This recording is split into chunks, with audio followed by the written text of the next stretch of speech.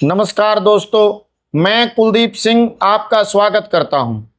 आज हम बातचीत करेंगे एक और शख्सियत के साथ, एक ऐसे व्यक्तित्व जिन्होंने एक देहाती ग्रामीण जीवन में एक गांव में जन्म लिया और एक दलित परिवार में रहते हुए जीवन की तमाम कठिनाइयों का सामना करते हुए अपनी ज़िंदगी की शुरुआत की, जिन्होंने बेहतरीन शिक्षा हासिल की और एक सरकारी ओहदे, एक सरकारी कर्मचारी वो बने।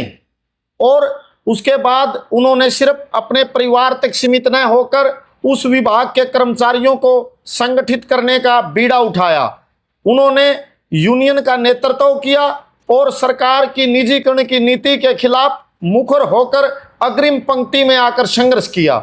वो निरंतर पुलिस के बड़े बड़े अधिकारियों से भिड़ते रहे, उनके खिलाफ डटकर ऊंची आवाज में न्याय के लिए लड़ते रहे, जो कभी ना डरे, ना कभी झुके और ना कभी बिके, जिन्होंने शानदार ढंग से पूरे हरियाणा के अंदर, जिनके आह्वान पर रोडवेज की बसों के पहिए रुक जाते थे और जो आज भी सभी कर्मचारियों को इकट्ठा करके एक निजीकरण की नीति को पलटने की, एक सभी कर्मचारियों के हित में और आम जनता के हित में नीतियां बने, इसके लिए संघर्षरत हैं। एक ऐसा इंसान जो इनकलाब के पथ पर बिना थके बिना झुके आज भी आगे बढ़ रहा है। हमारे बीच मौजूद हैं इंदर सिंह बधाना जी। आज हम जानेंगे उनके जीवन के बारे में, उनके कार्यों के बारे में और उनके विभाग के बारे में, और आज विभागों के अंदर जो सरकारी नीतियां हैं उनके असर के बारे में। नमस्कार प्रधान जी। नमस्कार जी।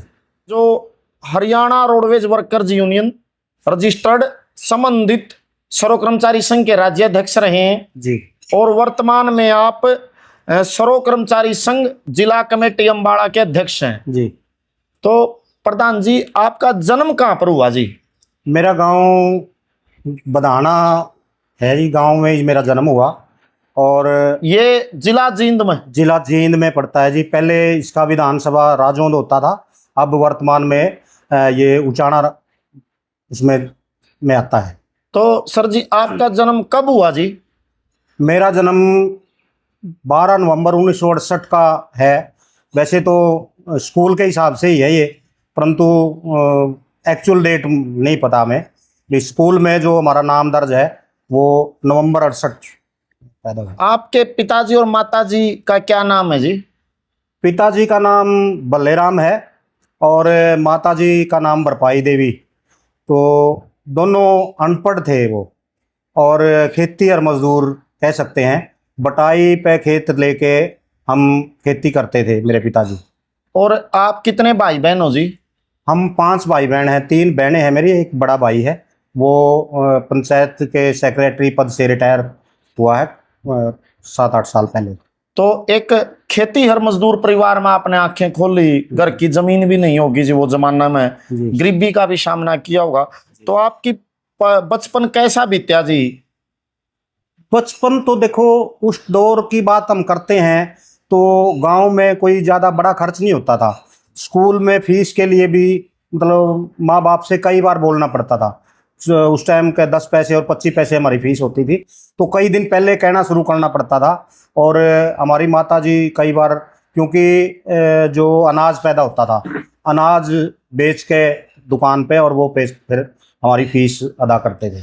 आपका दाखिला कहाँ पे करवाया गया शुरू में जी? गांव में प्राइमरी स्कूल था हमारा। सरकारी स्कूल में? सरकारी स्कूल में जी, प्राइमरी स्कूल था, सरकारी स्कूल। वो आज सीनियर सेकेंडरी स्कूल हो चुका है, और अब तो गर्व की बात है हमारे लिए, क्योंकि हमारे गांव का एक बहुत अच्छे रैंक से वो शहीद हुए हैं, उनके नाम से आज वो हमारा स्कूल है। अच्छा, तो आपके जो प्रारंभिक गुरुजन थे, शिक्षक थे जी, थोड़ा उनके बारे में बताएं जी। प्रारंभिक हमारा जो टीचर जो थे ना, एक नगूरा का था, उसका लालचंद था नाम, लालचंद खटखड़। अच्छा। और एक डोला से आते थे, हमारे साथ ही गांव है डोला, तो वहाँ के थे वो। तो अच्छे टीचर थे हमारे वो दोनों, और उन्हीं से हमने शिक्षा ग्रहण की। अच्छा, तो फिर आपने मतलब आगे पढ़े तो 8वीं और 10वीं कहाँ से की जी? फिर 5वीं गांव से की 6ठी में मेरा एडमिशन हो गया था। हमारा बड़ा स्कूल है नगूरा में। अच्छा। हमारा गांव बड़ा नगूरा में ही है, नगूरा ही गांव लगता है हमारा बड़ा गांव। हाँ। जो है उसी के एक शाखा बधाना कह सकते हैं। तो फिर 6ठी से 10वीं तक नगूरा के स्कूल में हमने वो किया। और उस टाइम पे हमारे एक शाहपुर के होते थे मास्टर जी, लंबे, बहुत लंबी हाइट थी उनकी, कलीराम मास्टर था वो। अच्छा जी। तो इंग्लिश पढ़ाते थे हमें वो। काफ़ी अच्छे सूझवान थे वो, बड़े साफ स्पष्ट लहजे में समझाना बताना, और डांट डपट भी करनी तो बड़े मतलब तरीके से, कोई वो द्वेष भावना से नहीं करते थे, अच्छे टीचर थे। तो फिर आपने 10वीं के बाद क्या किया जी? 10वीं के बाद मैंने प्रभाकर में, हमारा जींद में एक संस्कृत कॉलेज है, और उस संस्कृत कॉलेज से मैंने प्रभाकर की। ये सोमनाथ संस्कृत तो ये yes yes yes Somnath Sanskrit महाविद्यालय से मैंने प्रभाकर की।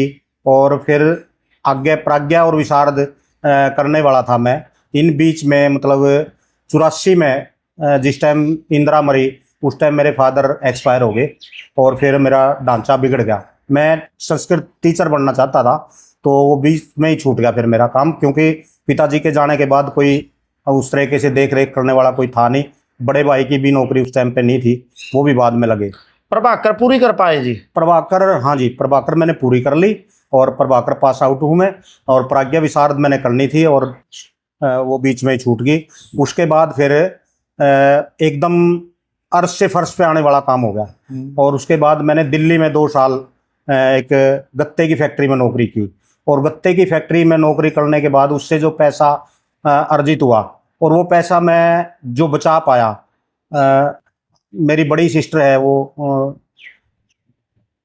वहाँ जीजा जी काम करते थे कॉन्ट्रैक्टर का, तो उनके पास रह के ही वो पैसा मैं बचा पाया। एक भांजा है मेरा, वो डीडीए से एसडीओ रिटायर हो गया अब तो उनकी में बदौलत वो जो है, फिर मैंने वो पैसा इकट्ठा करके वापस गांव में आके पुंडरी में आईटीआई में फिर एडमिशन लिया। और पुंडरी में आईटीआई में एडमिशन लेने के बाद, क्योंकि वो आईटीआई जो है ना जी, 2 ही ट्रेड है उसमें, और वो आरक्षित लोगों को ही, श्रेणी के जो लोग हैं उनको ही एडमिशन मिलता है वहाँ। तो बल्कि वहाँ के जो इंस्ट्रक्टर थे उस टाइम के, तो वो कह रहे कि भी आपके नंबर अच्छे हैं, आप ठीक ठाक हो, आप हिंदी स्टेनो का था वहाँ कोर्स, कि स्टेनो करो, आप कहीं बाबू लगोगे। तो मैंने कहा जी मैं बेरोजगारी से इतना त्रस्त हूँ, मुझे तुरंत रोजगार चाहिए। इसके लिए फिर मैंने वहाँ प्लम्बर का डिप्लोमा किया।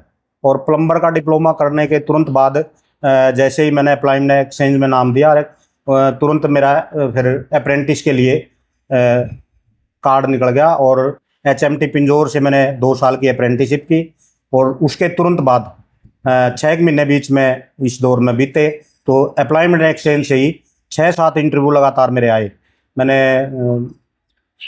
रोहतक में पीजीआई में भी इंटरव्यू दिया, और 6-7 डिपो में, रोडवेज के डिपो में अलग अलग जगह मैंने इंटरव्यू दिया। और मेरा सिलेक्शन फिर 92 में, अक्टूबर 92 में यहाँ हो गया यमुनानगर में। और यमुनानगर में रहते हुए डर भय नहीं था शुरू से ही, माँ बाप ने सिखाया ही नहीं था। एक बीच में एक वाक्य मुझे याद आता है, डर नाम की चीज़ जाने का, क्योंकि पिताजी जो खेती करते थे, उनका रात का पानी का वार होता था नहर का, तो रोटी लेके मुझे ही जाना पड़ता था। तो उस टाइम पे फिर मतलब मैं रात का टाइम, वो जो अपने पतंगे होते हैं ना जी, वो ऐसे ऐसे चसबूझ से हो रहे, अब लाइट आ रही है जा रही है, मैंने कहा पता नहीं ये तो कोई भूत है। और मैं मतलब बजाय घर जाने की मैं उल्टा खेत में चला गया। पिताजी ने कहा क्या बात होगी, मैं कहा वहाँ तो सामने तो भूत है। तो जी कह रहा चल मेरे साथ। वो गया, उसने हाथ में उठाया उनको, कह रहा ये देख लो, ये है भूत तेरा, कह जा आप दौड़ जा। तो आगे गया। उस दौर में ना जी ये अंधविश्वास बहुत ज़्यादा था, और अंधविश्वास के चलते हमारे गांव का एक परिवार था, उसका नाम तो नहीं आइडेंटिफाई करूंगा, बट उसके बच्चा नहीं था। और खेत में जो हमारा चौराया होता है, चौराहे में वो उसकी लेडीज जो थी वो नग्न अवस्था में वो अपना कारनामा कर रही थी, पूड़े वगैरह बना कर दे, वो जो भी था वो दिया लगा रखा और रखा सारा कुछ, उसने लड्डू लुड्डू रख रखे सारा काम, और नग्न अवस्था में थी वो। तो मैंने कहा मैं हाँ ये तो अब असल में भूत आ गया। ये बात मतलब फंस गया जमा। हाँ, तो फिर मैंने बहुत बहुत जोर से चिल्लाया हाँ। और चिल्ला के फिर दोबारा मैं खेत में पहुंच गया। ओह। मतलब गांव के बिल्कुल नजदीक से दोबारा खेत में पहुंच गया। उसी दिन उसी समय की उसी घटना है कि एक ही रात की एक ही टाइम की घटना है ये। हाँ। और उसके बाद फिर पिताजी दोबारा मेरे साथ आए और उस टाइम में ना दो वो होते थे सिंगड़ वाले, जिलुआ बोलते थे उसको। हाँ। तो वो था साथ में उनके। तो हम उन्हें देख लिया अभी दूर से, भाई जनानी नहा रही है, अपना कर्तव्य जो भी कर रही है वो बुजुर्ग पहले सिर पे कपड़ा जरूर रखते थे, जो भी था उसने थोड़ा सा न्यू ओडक सी करके और साइड में को निकलने लगे। तो वो एकदम खाने को आई। वो तरीके से तो खाने को आई तो पिताजी ने वो कहा भाई देखा ही हुआ है तेरा ऐसे ऐसे करके, बोले पोदूंगा सड़ी गए। तो वो जो साइड में बैठा था जो उसका घर वाला था वो फिर बीच में निकल के आ गया, कह रहा भाई ठीक है मैं समझता हूँ तेरे संतान नहीं है, तू कर अपना, पर ऐसा तो ना कर यार, गाँव में तुम्हें डराव तो ना। तो बच्चों को तो यार कोई कुछ भी हादसा हो सकता है, मतलब अब तेरा है नहीं हमारे को तू मतलब परेशान कर रहा है, तो ये ठीक नहीं है। तो उस दिन के बाद फिर मुझे किसी तरह का कोई डर नहीं लगा। और इस बात को इस तरीके से होया कि वहाँ जो जीएम था रोडवेज का उस दौर का, यमुनानगर का, वो काफ़ी इन चीज़ों में बड़ा विश्वास रखता था। अंधविश्वासी था। अंधविश्वासी था, एचसीएस था। अच्छा जी। और श्लोक बहुत याद थे, उसने संस्कृत से डिग्री की हुई थी। तो वो मंदिर बनाना, श्लोक पढ़ना, हवन करना, एक्सीडेंट रुक जाएंगे। और उस दौर में ना जी मतलब हमारा स्पेयर पार्ट में बहुत कमी थी, रोडवेज के स्पेयर पार्ट में ने काफ़ी कमियां थी। और स्पेयर पार्ट कम गड़बड़ होने की वजह से एक्सीडेंट होते थे। लेकिन वो इस तरह कह रहा था। वो उसी दौर में मतलब मैं क्योंकि जिस पेशे से जुड़ा हुआ था, हमारा काम था लोगों को पानी देना। तो उस पानी देने के दौर में वहाँ पहले ट्यूबवेल अलग तरीके के थे, आज के तो लेटेस्ट टेक्नोलॉजी आ गई। उस टाइम पे उनमें लुब्रिकेंट चलता था और वो लुब्रिकेंट ऑयल की उस टाइम की 35 रुपये वैल्यू थी, कीमत उसकी। और वो बाजार से लाना होता था। मैं 2-3 बार लिख के दे चुका था इंचार्ज को, परंतु वो नहीं आया। उस लुब्रिकेंट के ना होने से 2.5-3 लाख का नुकसान हो गया, ट्यूबवेल खराब हो गया। तो उसने मतलब मेरे को दोषी बताया, जबकि मैं बेबाक तरीके से अपनी बात को कह दी।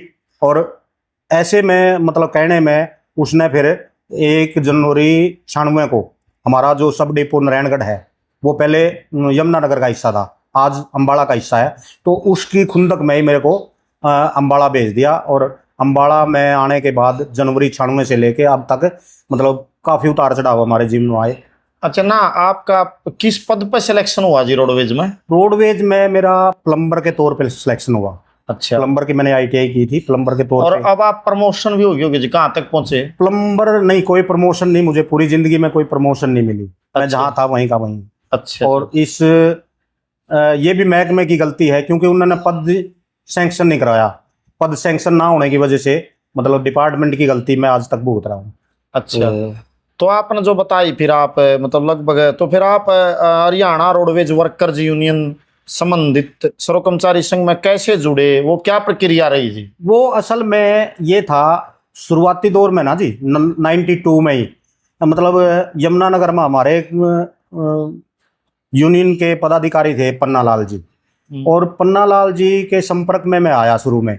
और पन्ना लाल जी ने मेरे को प्राइमरी सी कुछ बातें वो भी इस तरीके से बताई, क्योंकि जब मैं लगा मेरी कुछ टाइम के लिए ना जगाधरी बस स्टैंड पे ड्यूटी लगा दी। जगाधरी का जो इंचार्ज था, SS बोलते हैं उसको, तो उसने मेरा मस्टोल भेजा पे ब्रांच में। और पे ब्रांच में हमारे उस टाइम पे बहुत लंबे तगड़े थे, तिलक तुलक लगाते थे, पंडित जी थे वो तनख्वाह बनाते थे हमारी।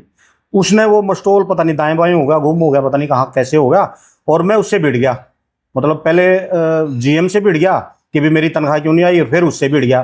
तो उसने कहा भाई ये बंदा ठीक है, ये हमारे काम दे सकता है। तो उसने फिर नज़दीक लगाना शुरू किया। उसके बाद फिर एक कश्मीरी लाल थे हमारे वहाँ, कश्मीरी लाल से मुलाकात हुई। और जैसे ही मतलब कुछ चीज़ें समझ में आने लगी, तभी मेरी बदली अम्बाड़ा हो गई। अम्बाड़ा में हमारा ढांचा उस तरीके का नहीं था शुरुआती दौर में, और काफ़ी जद्दोजहद होती थी हमारी। तो उसके बाद फिर अहिंसा का आंदोलन से मैं मतलब सेठी से और बाद में कामरेड टेकचंद से, इनसे मुलाकात होने के बाद फिर धीरे धीरे चीज़ें समझ में आई। तब मैं यूनियन में फिर लगातार हिस्सेदारी 1996 से लेके आज तक है। तो फिर जब आप यूनियन में शामिल हुए तो उस दौर में आपके जो शामिल होने से लेकर अब तक जो प्रमुख आंदोलनों का थोड़ा संक्षिप्त बताएं, क्या क्या लड़ाइयां लड़ी गई? अम्बाड़ा में मुख्य तौर पे आज के दिन जो क्लैरिकल का संगठन है हेमसा, तो वहाँ क्योंकि उस दौर में हेमसा का संगठन बहुत ज़्यादा सक्रिय था। सर्व कर्मचारी संघ के तौर पे जो जाते थे तो हाजिरी टोकन होती थी, उस तरीके से कोई वो नहीं था। बट ये है कि हमने वहाँ से काफ़ी कुछ सीखने को मिला, और उस सीखने के बाद जैसे जैसे हम आगे बढ़े, अब एक दौर तो हमारा ये था कि हमने महासंघ की यूनियन में मतलब चुनाव तो नहीं लड़ा मैंने, लेकिन चुनाव लड़ने वालों की मदद की अगली फ्रंट पे आके। अच्छा जी। बिल्कुल फुट पर मतलब सामने से। और उस टाइम पे बलदेव सिंह का काफ़ी प्रभाव था, और बलदेव सिंह का लड़का अम्बाड़ा में रहता है वो भी। और हमारा तो मतलब यहाँ तक था कि हम अपनी यूनियन का जो पोस्टर लगाते थे, हमारे सामने ही पोस्टर पाड़ दिया जाता था। हाँ, तो ये दौर भी हमने देखा। और आज ये दौर है कि अम्बाड़ा में मतलब एक तरफा सिर्फ और सिर्फ अपनी यूनियन है जो मतलब सर्व कर्मचारी संघ की यूनियन है। हाँ जी, हाँ जी, हरियाणा के साथ ज्यादा कर्मचारी जुड़े हुए हैं। यस, आज भी अभी जो पिछले दिनों हमारी हड़ताल थी और वो राष्ट्रव्यापी हड़ताल, मतलब पूरे हरियाणा में रोडवेज का कर्मचारी, पूरे हरियाणा का सब डिपुओं का तो एक तरफ है, और अम्बाड़ा डिपो का एक तरफ है। अम्बाड़ा डिपो में नंबर ऑफ स्ट्रेंथ देखते हैं तो हड़ताल पे बहुत बहुमत में लोग गए हैं। अच्छा, तो फिर अब थोड़ा आपके विभाग की बातें करते हैं सर। जो रोडवेज का विभाग है, थोड़ा इसका इंट्रोडक्शन दें। इस विभाग को ये कैसे अस्तित्व में आया, इसकी स्थापना का क्या उद्देश्य था, कितनी बसें थी, जो विभिन्न सरकारों का जो नीतियाँ क्या क्या रही रोडवेज की जो ट्रांसपोर्ट पॉलिसी है, और आज क्या स्थिति है? देखिए, जैसे इतिहास से जानकारी मिलती है ना, तो 1966 में हरियाणा बना। 1966 में हरियाणा बनने के बाद 68 में मतलब रोडवेज वजूद में आया। और 68 से, क्योंकि उस टाइम पे अलग अलग नाम से बसें होती थी, जमींदारा एंड सन्स सर्विस और मित्तल एंड कंपनी, फलाना डमकाना, कुछ इस तरह की, कोई बढ़िया की बस थी, कुछ बड़े पूंजी के लोगों की बस थी। और बंसीलाल जी जब मुख्यमंत्री थे तो उन्होंने फिर जब राष्ट्रीयकरण किया तो उसमें ये था कि जो अलग अलग तरह की बसें थी वो सारी बसें रोडवेज में अपने अंदर लेके और ये किया। और जब हम पंजाब से अलग हुए तो हमारे इससे मात्र 350 बस आई, और 350 से हम मतलब ये कह सकते हैं 4800 के लगभग बसों तक पहुँचे।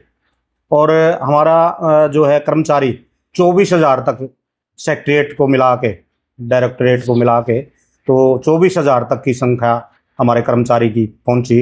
अब जो है ना लगातार ये घट रहा है, पिछले 10 सालों 12 सालों में तो बहुत ज़्यादा इसमें कटौती हुई है। तो हम ये कह सकते हैं कि आज के दिन जो सरकार बोल रही है ना, हमने अलग अलग तरह की बसें ला के फुलवाड़ी बना दिया, अलग कलरफुल कर दिया, परंतु लोगों की नज़र से और विभाग की नज़र से देखते हैं तो एक तरह से विभाग को बिल्कुल गर्त में डाल दिया सरकार ने। क्योंकि किलोमीटर स्कीम की बसें हैं, किलोमीटर स्कीम की बसों पे क्योंकि बैनर रोडवेज का है, लोगों के नज़र में तो वो रोडवेज की बस है। आए दिन एक्सीडेंट होते हैं किलोमीटर स्कीम की बस के। अभी पिछले दिनों हमारे एक संज्ञान में आया, भिवानी से चंडीगढ़ बस जा रही है, और वो चंडीगढ़ वाली जो बस है उसमें जो ड्राइवर है रोज बदल के आ रहा है, और अम्बाड़ा में उसका एक्सीडेंट हुआ है, एक बच्चे की जान चली गई। और उसमें ये देखा तो जब, क्योंकि वो फिर आते हैं हमारे पास ही हैं कि भी हमारा निपटारा करवाओ जी, जमानत भी करवानी होती है। अब रोडवेज में तो कोई ऐसा प्रावधान है नहीं जो विभाग जमानत करवा दे, वो यूनियन के लोग उसकी मदद करते हैं। तो हमारे पास जब आते हैं तो बड़े मतलब चीज़ों को देखते हैं ना तो काफ़ी आहत होते हैं। और उसमें ये है कि एक आदमी 1000 रुपये की दिहाड़ी लेके एक चक्कर के लिए आ गया और उस पर एक्सीडेंट हो गया, तो उसका क्या मतलब उचित है। ये किलोमीटर के जो स्कीम वाले जो ओनर हैं, ये उन्होंने देखना चाहिए कि कम से कम लोगों की मतलब जान जोखिम में ना डालें, उनसे खिलवाड़ ना करें। आज जो हरियाणा रोडवेज का बेड़ा है जी, इसमें कुल कितनी सरकारी बसें हैं जी?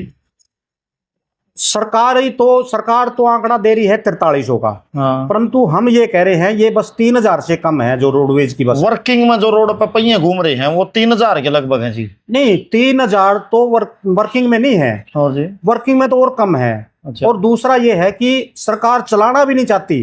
अच्छा। ये भी कड़वा सच है, क्योंकि सरकार ने पॉलिसी ऐसी बना दी, ओवर टाइम खत्म कर दिया, जीरो कह रहे जी ओवर टाइम करेंगे। अब एक बस मतलब उदाहरण के लिए हम देखते हैं, कैथल से चलती है, चंडीगढ़ जाती है, चंडीगढ़ से वापस कैथल होकर आके खड़ी हो जाती है।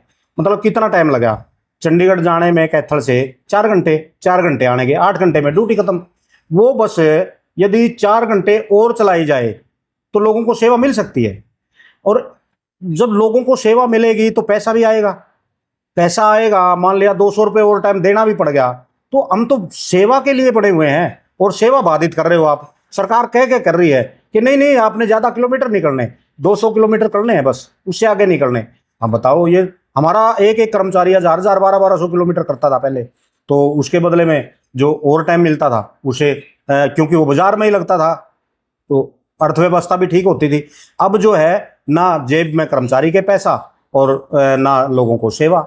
आपका यह आरोप है कि सरकार पर वो ना तो मतलब जनता को सेवा देना चाहती और ना कर्मचारी को ओवर टाइम देना चाहती। जी। ये एक मतलब सरकार का तरीका है जी। तो जो ये प्राइवेट बसें हैं जी, ये कैसे आई? ये मतलब बस स्टैंडों पर है, इसकी क्या कहानी रही जी?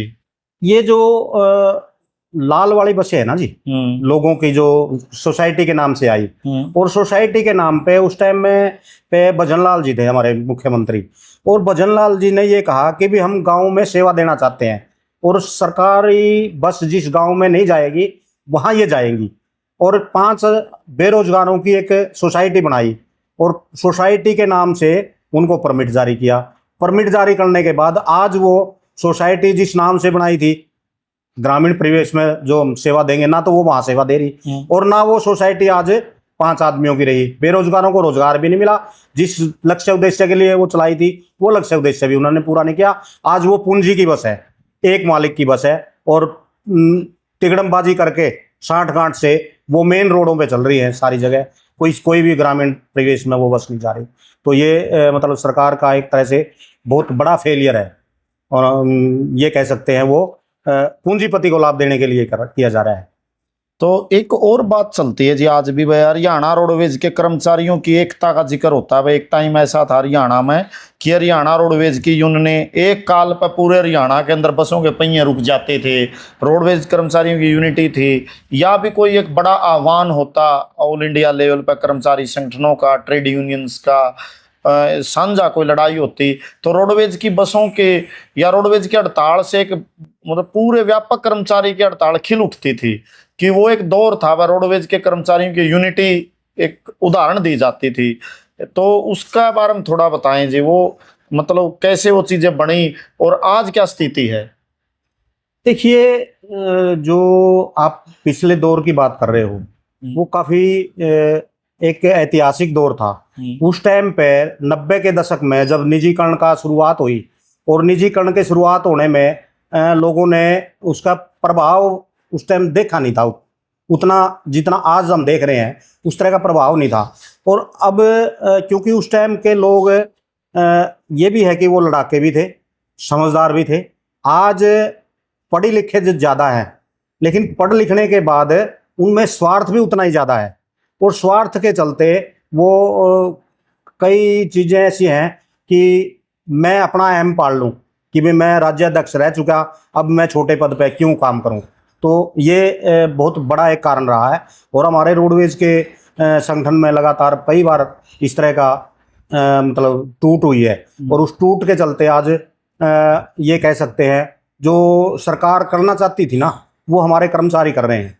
तो उसमें मतलब कैटेगरी के नाम पे, जात के नाम पे अलग अलग मतलब कई जगह तो ऐसे भी देखने में आया है, एक रूट के 20 आदमी हैं तो उनकी अपनी एक यूनिटी है, वो जो चाहते हैं वो कर लेते हैं, अदरवाइज दूसरे से कोई लेना देना नहीं उनका। तो ये काफ़ी छोटे लेवल पे पहुंच गया है। तो सांगठनिक तौर पे काफ़ी बिखराव है आपका कहने का अर्थ ये था भाई निजीकरण की, प्राइवेटाइजेशन की नीतियों के कुफल जब आए उभर के, जिस दौर में यूनाइट होने की जरूरत थी उस दौर में रोडवेज की यूनियनों में बिखराव आया। यस। और आज मतलब एक रोडवेज विभाग में विभिन्न नाम से, विभिन्न कैटेगरी नाम से दर्जनों यूनियनें बन गई, तो इससे लड़ाई कमजोर हुई।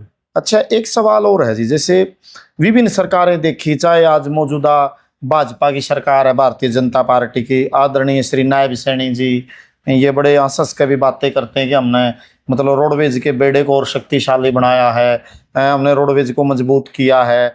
तो भारतीय जनता पार्टी का क्या रुख है कोई ट्रांसपोर्ट पॉलिसी को लेकर? आपने पिछली सरकारें भी देखी हैं, चाहे कांग्रेस की सरकारें हैं, इनेलो की सरकारें हैं, तो इस सरकार के जो परिवहन मंत्री हैं या मुख्यमंत्री हैं या जो दावे करते हैं, और ग्राउंड रियलिटी क्या है जी?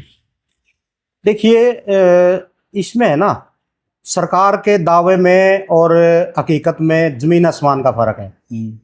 अब पहले जब 14 में ये सरकार आई तो उस टाइम के मुखिया जी हमारे खट्टर साहब थे, मनोहर लाल जी।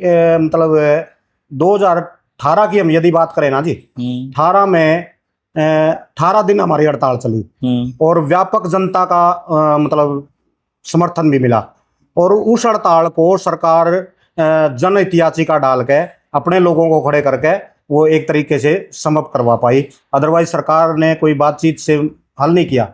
और उस 18 की हड़ताल का मैं देखता हूं तो अपने जीवन में काफ़ी बड़ा एक बदलाव समझ सकता हूं मैं अपने आप में, क्योंकि महाभारत का युद्ध भी सुना है हमने कि भी 18 दिन चला, रोडवेज की हड़ताल भी 18 दिन चले। उन 18 दिनों में मैं 14 दिन अम्बाड़ा की सेंट्रल जेल में रहा, और उस सेंट्रल जेल में रहते हुए हर रोज मेरी जगह बदली गई।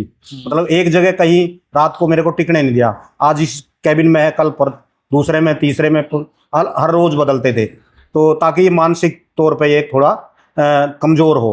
परंतु हम डरे नहीं, झुके नहीं, बिके नहीं, और बिल्कुल डट के मुकाबला किया। और उस दौर में अलग अलग शहरों में के पानीपत में खास तौर पे, क्योंकि पानीपत के हमारे उस टाइम के परिवहन मंत्री थे, परिवहन मंत्री के होते हुए वहाँ 3 मुकदमे दर्ज हुए मेरे ऊपर।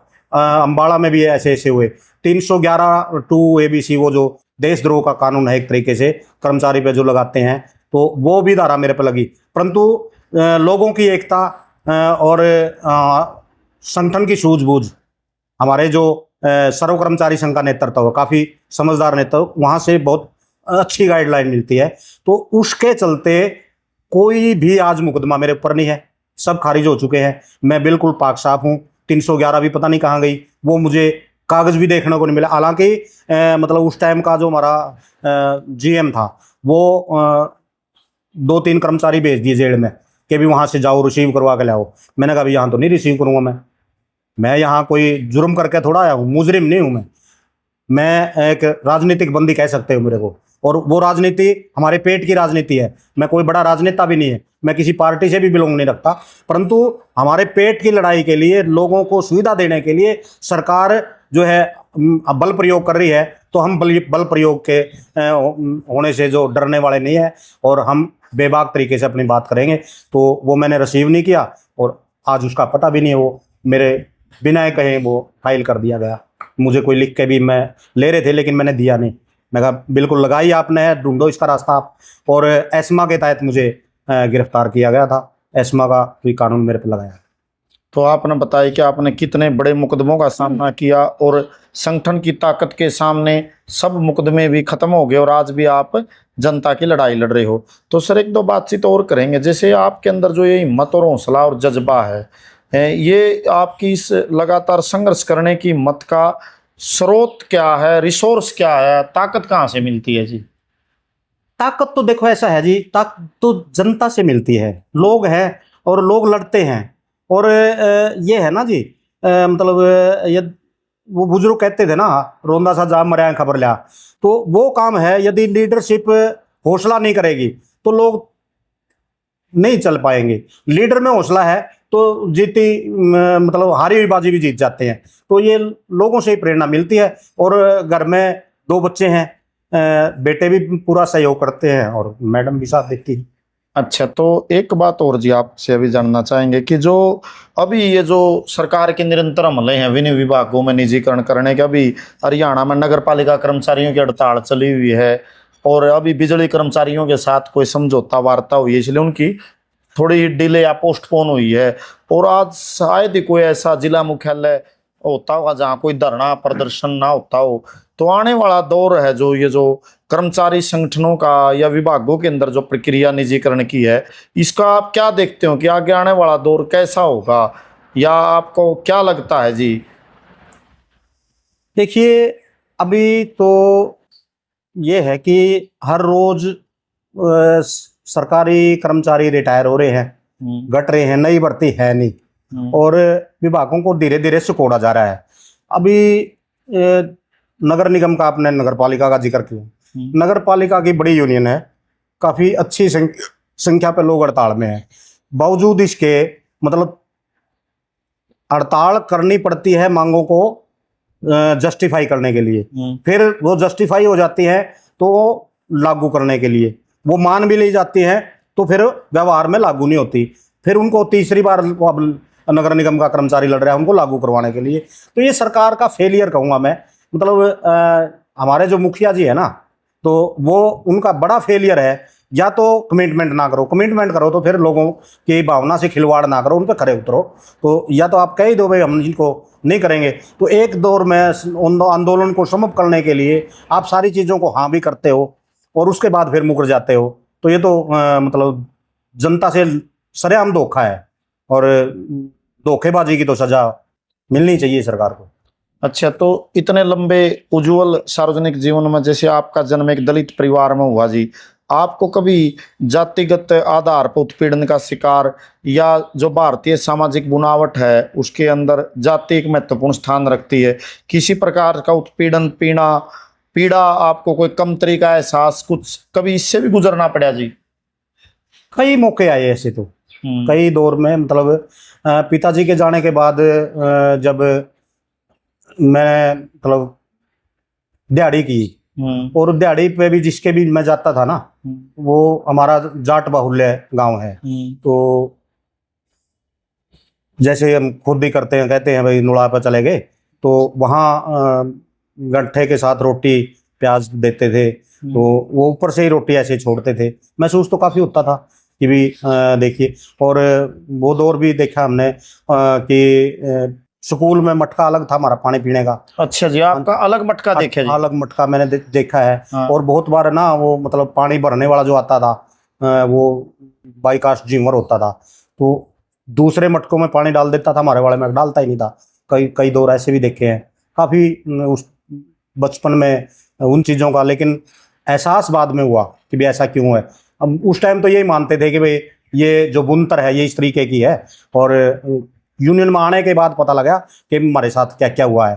पहले उतना महसूस नहीं होता था, बट अलग मटका था और पानी भी नहीं उसमें कई बार होता था। कई बार तो प्यासे ही रह के मतलब क्लास अटेंड करनी पड़ती थी।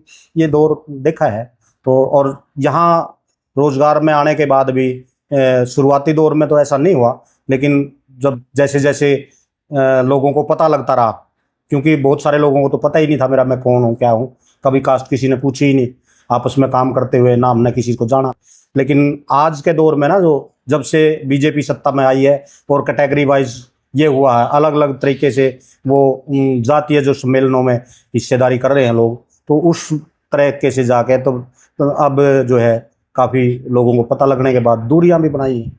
ये है जाति कड़वी सच्चाई है भारतीय समाज की। जी, और जी। ये जब तक जाति व्यवस्था रहेगी, ये भारतीय समाज में विभाजन पैदा करती रहेगी जी। इससे ऊपर उठने की भी जरूरत है। अच्छा, एक और सर, जैसे आप संगठन में आए तो जो आपके संगठन है उसके अंदर विचारधारा का तत्व महत्वपूर्ण है। किताबें पढ़नी पड़ती है नेतृत्व को, साहित्य, लिटरेचर। तो आपको किन किन लेखकों ने प्रभावित किया? ऐसी कौन सी किताबें हैं जिन्होंने आपके जीवन पर असर डाला?